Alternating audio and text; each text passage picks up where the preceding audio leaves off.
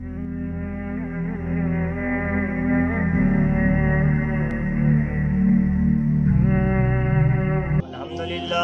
نحمدہ و نصلی علی رسول الکریم اما بعد فاعوذ باللہ من الشیطان الرجیم بسم اللہ الرحمن الرحیم السلام علیکم ورحمۃ اللہ وبرکاتہ۔ میرے پیارے بھائیوں، دوستوں، عزیزوں اور سامعین گرامی، آج آپ کے سامنے حالت حیض میں بیوی کے ساتھ لیٹنے کی اجازت، جیسا کہ نبی اکرم صلی اللہ علیہ وسلم نے اپنے ارشاد میں فرمایا، الطہور شطر الایمان، صفائی نصف ایمان ہے۔ ہمارا کھانا پینا، سونا بیٹھنا، طرز حیات، فلاح و بہبود سب میں صفائی ہونی چاہیے۔ اسلام تو جماعت کی جڑ کاٹ دیتا ہے۔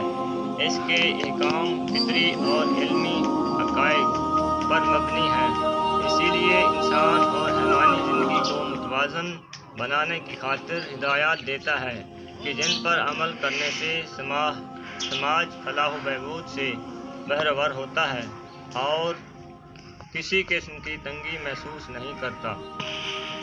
بعض مذہب میں عورت کو حالت حیض میں اس درجہ ناپاک سمجھا جاتا ہے کہ اس کے ہاتھ کا کھانا پینا اور ساتھ لیٹنا بھی ممنوع سمجھا جاتا ہے، مگر شریعت محمدیہ میں سوائے مباشرت کے عورت کے تمام بدن سے فائدہ حاصل کرنا جائز ہے۔ ساتھ لیٹنے اور بوس و کنار کی پوری آزادی ہے، مگر عورت کے زیر ناف حصہ کو یعنی ناف سے لے کر گھٹنوں تک برہنہ نہ کرے، سوائے صحبت کے یا جامے کے اندر جس جگہ چاہے لذت حاصل کرے۔ ساتھ میں کھانا پینا اور ایک ساتھ لیٹنا بھی منع نہیں ہے۔ حیض کے بعد کب جمع کیا جائے؟ حیض تب جب حیض کا خون بند ہو جائے اور عورت اپنی شرمگاہ کو دھو لے یا وضو کر لے یا غسل کرے، اسے جمع کرنا جائز ہوگا، اس لیے کہ قرآن مجید میں طہارت کا لفظ استعمال کیا گیا ہے جس کا اطلاق تینوں حالتوں میں ہوتا ہے۔ اس مسئلہ میں ائمہ کا اختلاف ہے۔ امام مالک، امام شافعی اور امام احمد کے نزدیک جب تک غسل نہ کر لے یا کسی عذر کی وجہ سے بجائے غسل کے تیمم نہ کر لے، اس سے جمع جائز نہیں۔ امام ابو حنیفہ کے مسلک میں مدت حیض کم سے کم 3 دن اور زیادہ سے زیادہ 10 دن تک ہے۔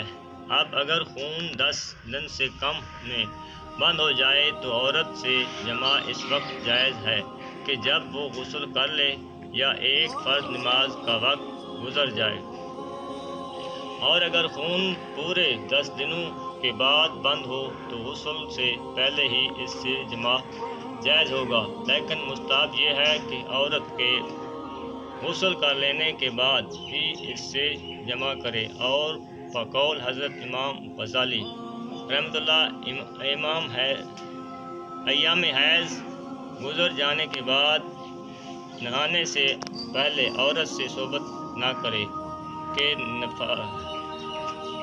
قرآن سے اس کی حرمت ثابت ہے۔ چونکہ ایام حیض میں عورتیں غسل کرنا بند کر دیتی ہیں، اس لیے حکیم سلیم کا بھی یہی تقاضا ہے کہ بعد غسل صحبت کی جائے تاکہ بوس و کنار کے وقت عورت کے بدن کی بدبو گوار نہ ہو۔ اللہ تبارک و تعالی ہمیں اس پر عمل کرنے کی توفیق عطا فرمائے، آمین ثم آمین۔